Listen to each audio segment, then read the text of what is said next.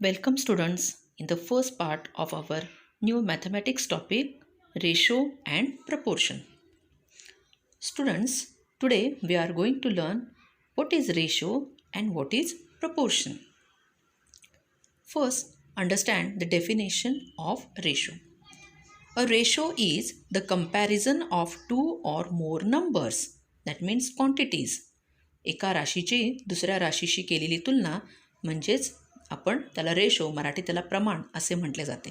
आणि हे जे कंपॅरिझन आहे हे शक्यतो डिव्हिजन मेथडने केले जाते. A ratio has no units. हा जो रेशो आपण काढत असतो, जे प्रमाण आहे, याला कोणतेही एकक नसते. Both quantities should have same unit.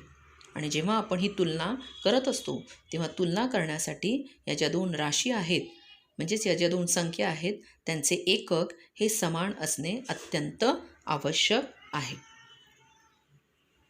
Now students, let's try to understand this ratio and proportion with some example.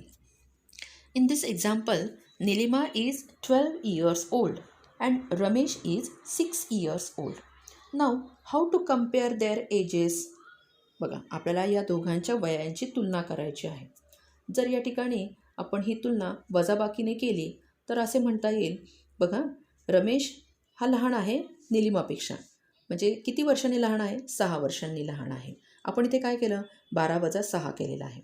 म्हणजे या दोघांच्या वयामध्ये जर आपण फरक पाहिला तर 6 वर्षाचे अंतर आहे आणि हे आपण वजाबाकीने ही तुलना केलेली आहे.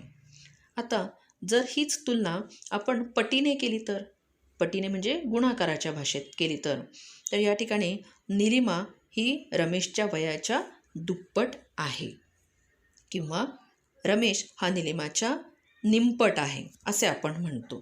आता ही जी तुलना आहे ती आपण गुणाकाराचा वापर म्हणजे पटीचा वापर म्हणजे मल्टिप्लिकेशनचा वापर करून केलेला आहे.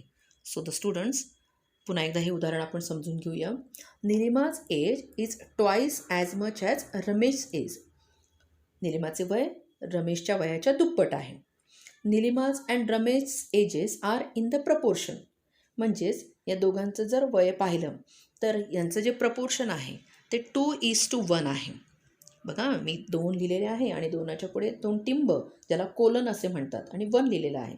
And it is read as 2:1. निलिमाचे वय ॲक्च्युली ते दिलेलं आहे 12 आणि रमेशचे वय आहे 6. आपण काय म्हणलं? दुप्पट आहे. निलिमाचे वय दुप्पट आहे म्हणजे जर रमेशचे वय 1 वर्ष असेल तर निलिमाचे वय 2 वर्ष असणार आहे. म्हणून जे प्रमाण आहे या ठिकाणी दिलेलं ते आहे 2:1. In mathematics the proportion of two numbers can also be expressed as there ratio. म्हणजे आपण या ठिकाणी काय केलेलं आहे तर गणिती भाषेत या दोन संख्यांचे प्रमाण हे गुणोत्तराच्या भाषेत देखील आपल्याला लिहिता येते. म्हणजे कसे? The proportion 2:1 is written as 2/1 in form of a ratio. म्हणजे जे आपण पाहिलेलं प्रमाण आहे 2:1, 2:1 हे जे प्रमाण आहे हे आपण गुणोत्तराच्या भाषेत कसे लिहिले तर 2/1. गुणोत्तराच्या भाषेत म्हणजे काय तर जे आपण फ्रॅक्शन मांडतो किंवा न्यूमरेटर आणि डिनॉमिनेटर लिहितो त्या पद्धतीने लिहिणे यालाच म्हणतात रेशो फॉर्म. जेव्हा आपण कोलनचा वापर करतो तेव्हा ते असते प्रपोर्शन आणि जेव्हा आपण 2/1 किंवा फ्रॅक्शन या रूपात लिहितो तेव्हा त्याला रेशो असे म्हटले जाते. Now students, let's learn some examples of proportion in daily life in our textbook. This is an example. Janki Amma's idlis and dosas are delicious. For idlis, she uses urad dal and rice in the proportion 1 cup dal to 2 cups of rice. पहा, या ठिकाणी जानकी अम्मा जी दिसत आहे ही इडली आणि डोसा खूप छान बनवते. आता इडली बनवण्यासाठी आणि डोसा बनवण्यासाठी तिचे असलेले जे प्रमाण आहे ते वेगवेगळे आहे. या ठिकाणी इडली बनवण्यासाठी 1 कप डाळ आणि 2 कप राईस म्हणजे तांदूळ लागत आहे. But for dosas the proportion is 1 cup dal to 3 cups of rice. Now let's understand this example. This is the example. For making idlis 1 cup डाळ and 2 cups rice. So the proportion is 1:2. आणि ratio 1/2. पहा या ठिकाणी जे प्रपोर्शन आहे ते proportion किती घेतलेले म्हणजे प्रमाण किती घेतलेलं आहे तर 1:2. मराठी त्याला 1:2 असे म्हणतात. आणि हेच आपण रेशोच्या रूपात मांडतोय म्हणजे ज्याला आपण गुणोत्तर असे म्हणतो ते आहे 1/2. नाव फॉर मेकिंग डोसाज, आता जे डोसा बनवणार आहे त्याचं प्रमाण मात्र वेगळं आहे. So 1 cup dal and 3 cups rice. Proportion is 1:3. म्हणजे जे प्रमाण तिने घेतलेलं आहे 1:3 म्हणजे 1 कप डाळ आणि 3 कप राईस तिने घेतलेले आहे. And the ratio is 1/3. So this is how to write the proportion. Use colon, the sign of colon, and to write ratio, write the numbers like fraction. So 1/3.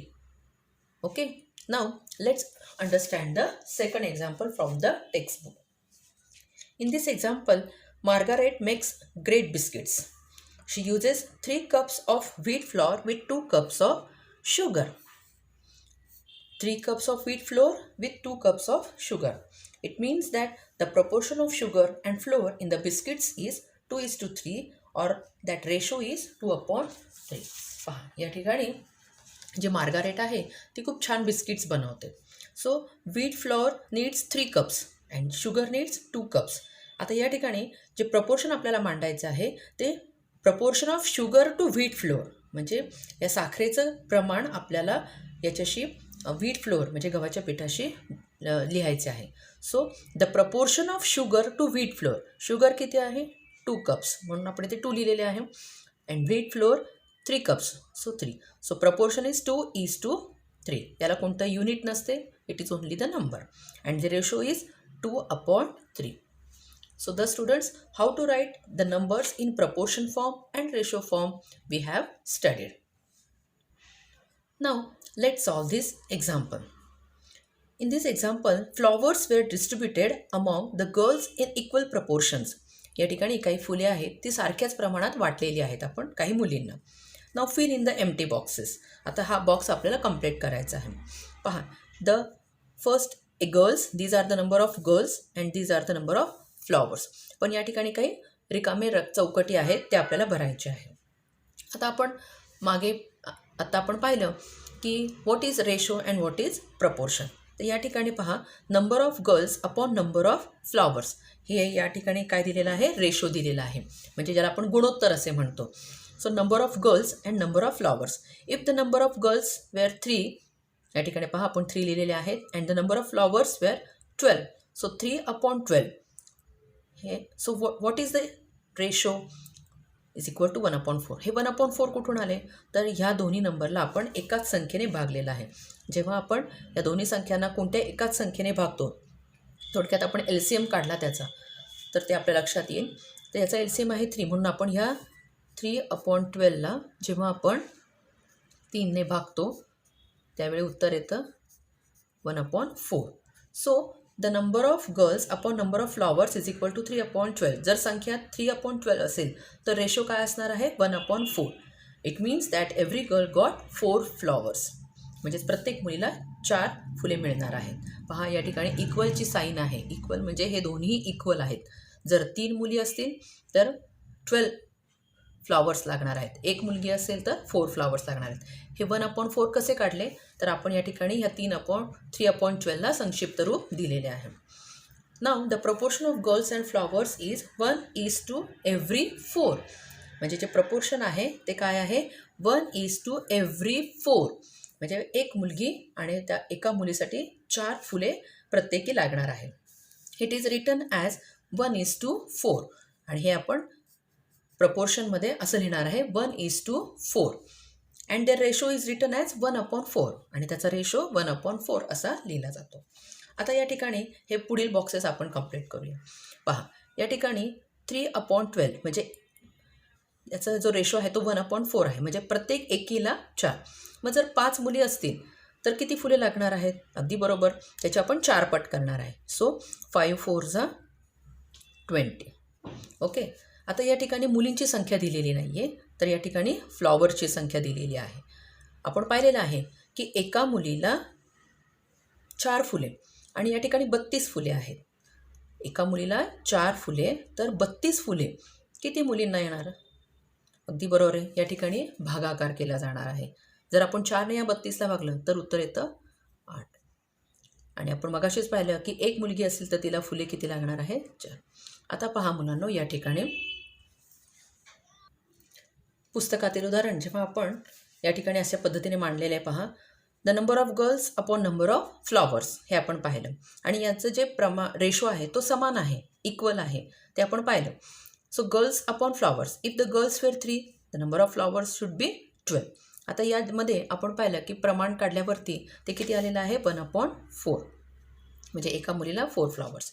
मग त्याच पद्धतीने त्याची आपण 5 गर्ल्स असेल तर 5 4 20 फ्लॉवर्स येणार आहे.